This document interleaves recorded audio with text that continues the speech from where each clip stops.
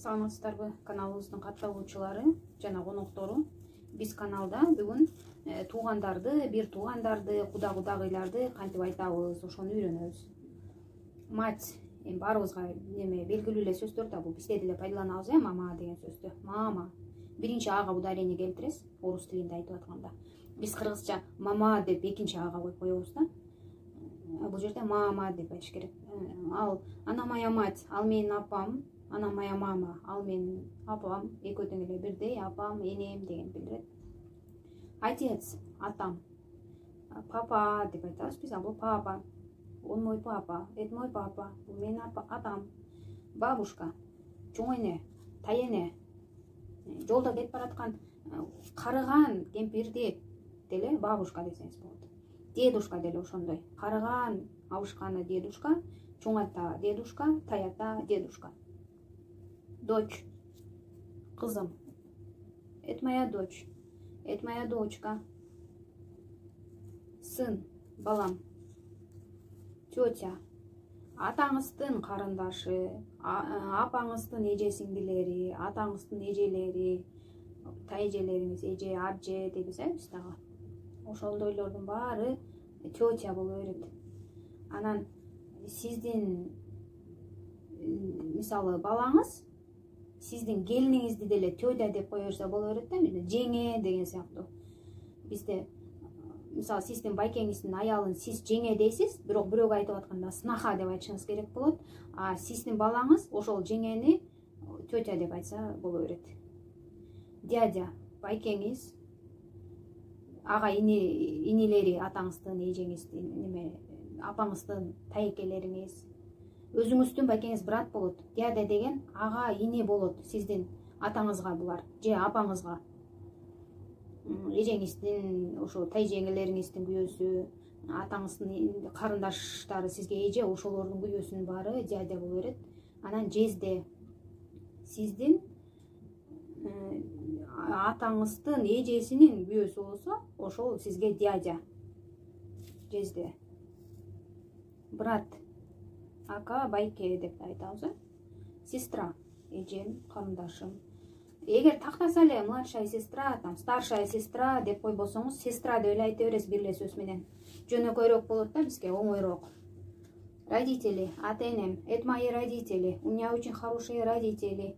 Я очень люблю родителей, ата-энем жакшы көрөм. Двоюродный деген эми? Двою, мисалы, два деген эки, родный, бир тууган. Ошол сөздөн чыкканда эки бир тууган.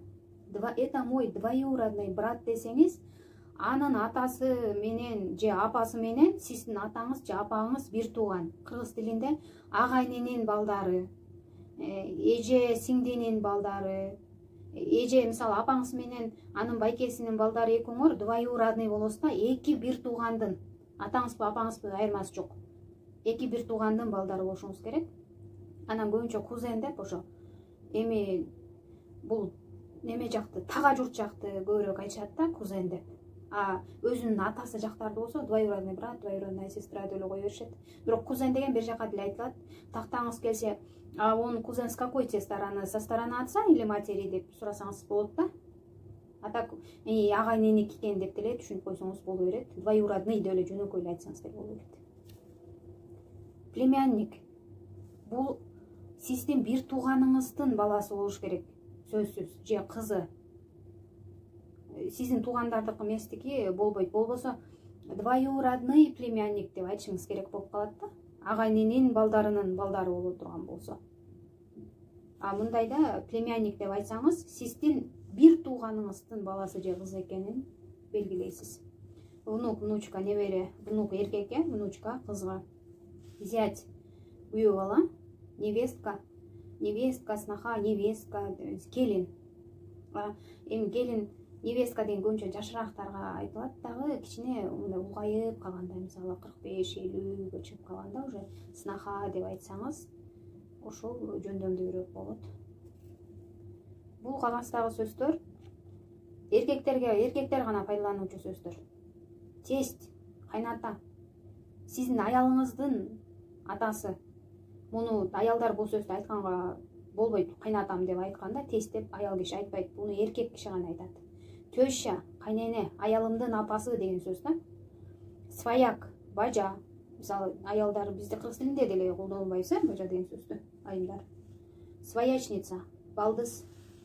Балдыздын күйөөсү сизге свояк. Шурин деген кайнага. Аялыңыздын байкеси бул шурин. Эркектерге гана тиешелүү бул.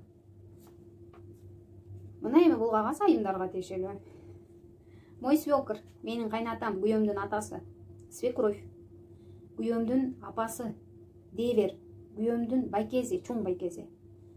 Анан чоң эжесин болсо сестра мужа деп эле кое бересиз. Мен ушунчадан бери жолуктура элекмин да, может айтышаттыр, бирок ушул жакта иштеп жүргөн убакта такыр андай старшая сестра мужа деп эле койгондорун көрүп жүрөм.